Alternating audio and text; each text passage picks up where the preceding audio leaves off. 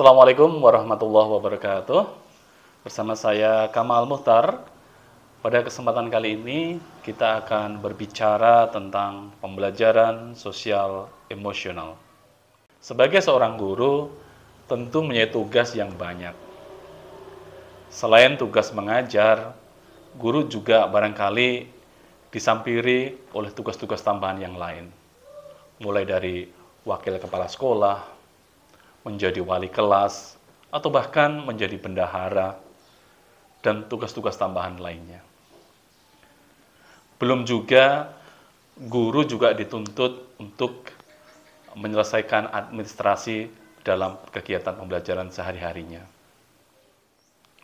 Lalu, apa dampaknya ketika kita dituntut untuk menyelesaikan banyak pekerjaan seperti ini?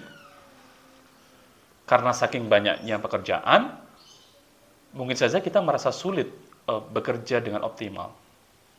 Kurang fokus terhadap satu pekerjaan karena harus memikirkan pekerjaan lainnya. Jadi, pekerjaan multitasking itu dapat menimbulkan stres. Kondisi yang dialami guru juga tidak jauh berbeda dengan yang dialami oleh murid kita. Selain tugas-tugas akademik, murid juga dihadapkan pada tugas-tugas sosial dengan teman-teman mereka, dengan keluarga mereka, atau bahkan dengan masyarakat. Situasi ini tidak boleh kita biarkan. Untuk menghadapi berbagai situasi dan tantangan yang kompleks ini, baik guru maupun murid membutuhkan berbagai bekal pengetahuan, sikap, dan juga keterampilan agar dapat mengelola kehidupan personal maupun sosialnya. Maka disinilah pentingnya mempelajari pembelajaran sosial emosional. Jadi apa itu social emotional learning atau pembelajaran sosial emosional? Iya, jadi pembelajaran sosial emosional adalah proses pembelajaran di mana belajar untuk mengelola dan mengenali emosi, peduli dengan sesamanya, membuat keputusan yang baik, berperilaku yang baik dan bertanggung jawab, mengembangkan perilaku yang positif, serta menghindari perilaku yang negatif.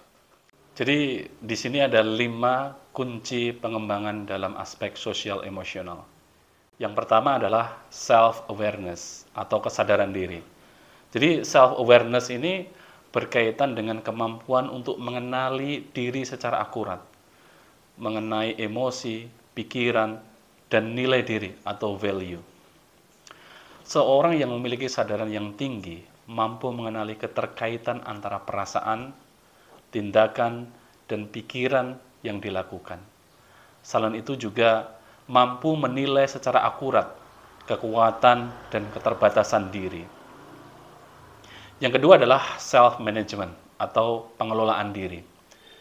Jadi kemampuan untuk mengatur emosi, pikiran, perilaku di berbagai situasi. Termasuk mengelola stres, juga kemampuan memotivasi dirinya sendiri. Kemudian yang ketiga adalah social awareness atau kesadaran sosial.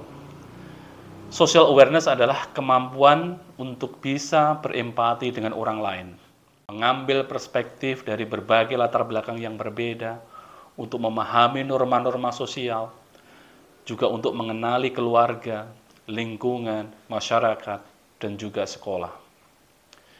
Jika seseorang tidak punya social awareness, orang tersebut akan tumbuh dengan rasa benci, mudah menghakimi, dan tidak bisa berperilaku terbuka. Jadi orang tersebut fokus pada dirinya sendiri dan masa bodoh dengan apapun yang terjadi di sekitarnya. Maka dari itu, sejak kecil, anak dibimbing dan dilatih mengenai kesadaran sosial. Kemudian yang keempat adalah relationship skill atau kemampuan berrelasi. Jadi kemampuan berrelasi itu adalah kemampuan seseorang untuk membangun dan memelihara suatu hubungan yang sehat antar individu dan kelompok. Kemampuan berelasi ini berkaitan erat dengan kemampuan berkomunikasi seseorang. Jadi kemampuan berelasi ini akan sangat bermanfaat untuk anak ketika bekerja sama dalam tim. Yang kelima adalah responsible decision making atau pembuatan keputusan yang bertanggung jawab. Jadi kemampuan seseorang untuk membuat pilihan-pilihan yang konstruktif terkait dengan perilaku pribadi serta interaksi sosial mereka berdasarkan standar etika, kemudian pertimbangan keamanan dan keselamatan, serta norma sosial. Jika dibiasakan sejak dini, akan memungkinkan seseorang untuk bertumbuh menjadi pribadi yang bertanggung jawab dan lebih berdaya lenting dalam menghadapi segala konsekuensi akibat keputusan yang dibuat dalam hidupnya. Jadi itulah tadi 5 kunci dalam pengembangan pembelajaran sosial emosional. Mari kita mulai membelajarkan sosial emosional ini kepada murid-murid kita. Jadi seorang murid itu dapat belajar dengan baik apabila kebutuhan fisiknya terpenuhi dan merasa nyaman secara psikologis. Pembelajaran sosial emosional mengajarkan murid menjadi orang yang berkarakter baik. Pembelajaran sosial emosional memberikan keseimbangan pada individu dan mengembangkan kompetensi personal yang dibutuhkan untuk menjadi sukses. Demikian yang bisa saya sampaikan, kurang lebihnya mohon maaf. Semoga bisa memberi manfaat. Selamat mengajar, selamat menghadirkan pembelajaran sosial emosional. Assalamualaikum warahmatullahi wabarakatuh.